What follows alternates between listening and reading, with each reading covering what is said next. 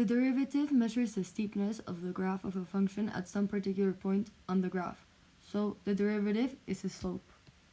Definite integral has upper and lower limits on the integrals, and it's called definite because at the end of the problem we have a number. It's a definite answer. Indefinite integrals is more of a general form of integration. It can be interpreted as the antiderivative of the considered function. To find the area between two curves with calculus, you need to integrate from point A to point B. So you take the top curve and subtract away the bottom curve. After that, you just integrate. Here is an example so you can see. So to solve this problem, first I needed to find all the angles. So I know that those that I'm writing down are 90 because of the angle, so I know that is 90. And then so it's 60, 90, so then I know it's 30 because it's a right angle, and right angles have 180 degrees total. Then I know that the middle triangle is an isosceles, so I know that it's 45 and 45. Then if I sum 30 and 45 and subtract 90, that gives me 15. So that the resting angle is 75. And then the other one, if I sum 75 and 45 and subtract it from 180, that gives me 60. So the resting angle is 30. Or you can do it otherwise, and you can do 60 plus 90 and then subtract 180, and that will give you 30.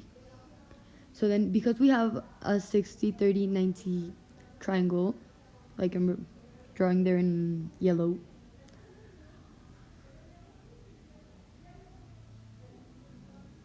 we know that the lengths of the sides are 1, 2, and square root 3.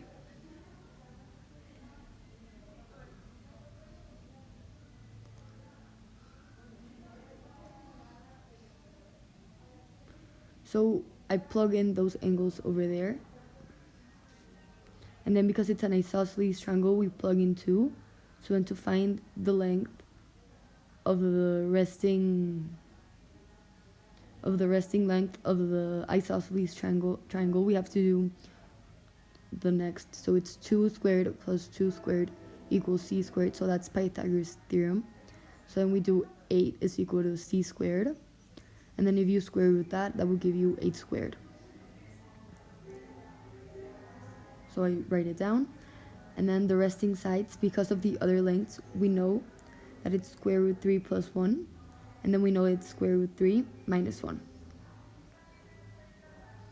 And then we need to find the tangent, the cosine, and the sine of a 75-degree angle. So we need to use the 50, 90, 75 triangle. So then the cosine, sine, and tangent are the following because of SOHCAHTOA rule, which is the following.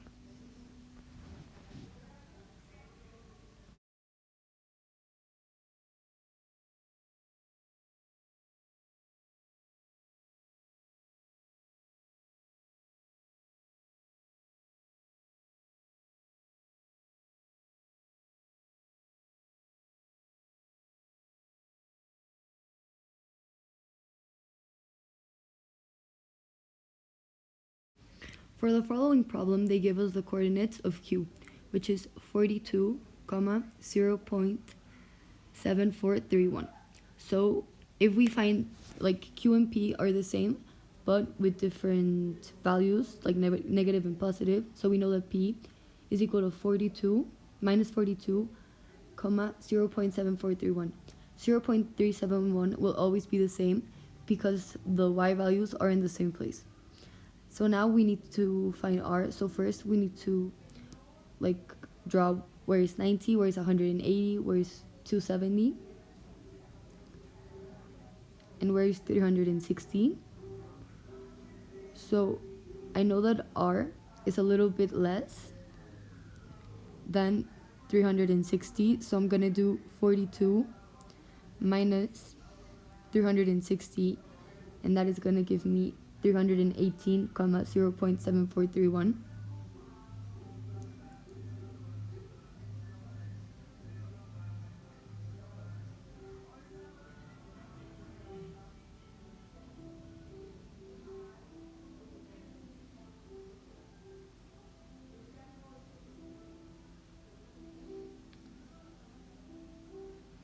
So yeah, I'm writing it down there.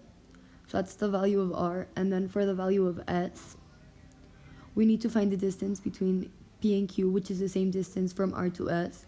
So we know that p is minus 42, and then q is 42. So we do 42 minus minus 42, which is equal to 48. So then we sum 48 to 360, no, to 318, I'm sorry. And that will give us the x value of 402, 0.7431.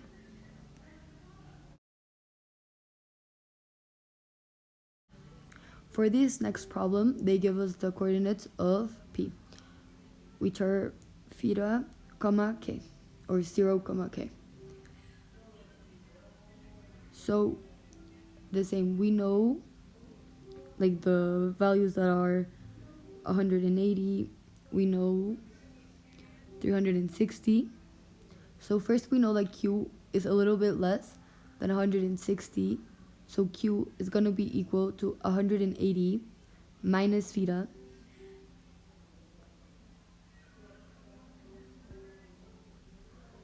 k. So as the last problem, the y values are always going to be k because they're all like the same, you know. So then in r, we know that r is a little bit more than 360. So it's going to be 360 plus theta, k. And then for the last one, that is the value of s, we know that s is a little bit less than 540. So we're going to do 540 minus theta, k.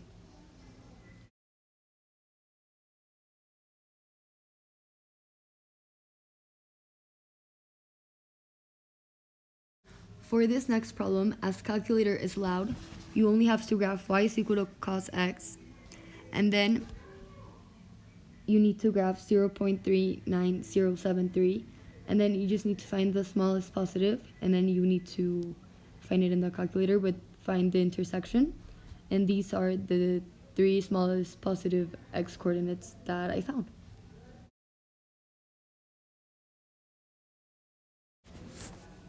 So for this next problem, first I need to draw the graph, which I'm drawing now, and then I'm going to mark up the dots.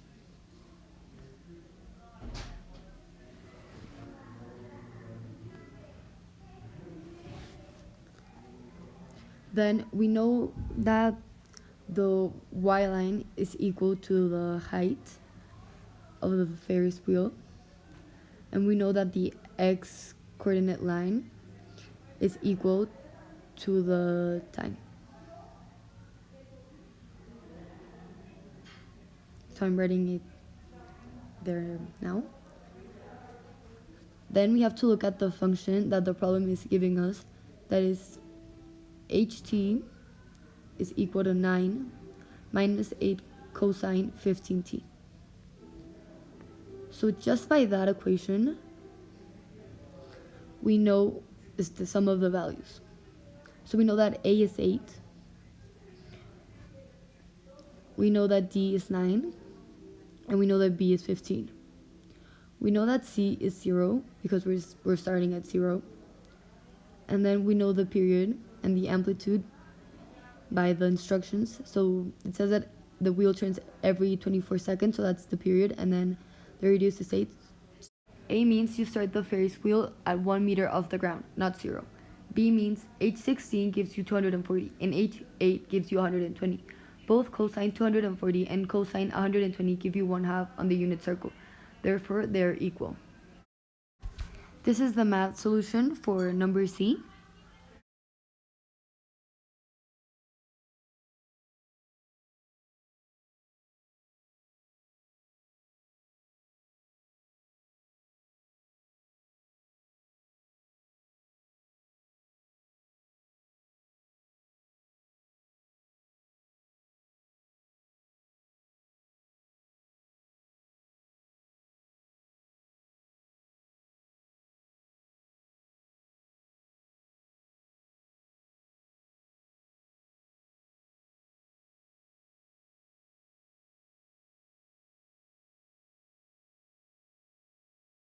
B plus 24 means moving to the left 24, but the graph will stay the same because the period is 24 seconds. So all the points will align with the original graph in E, 1 meter to 17 meters.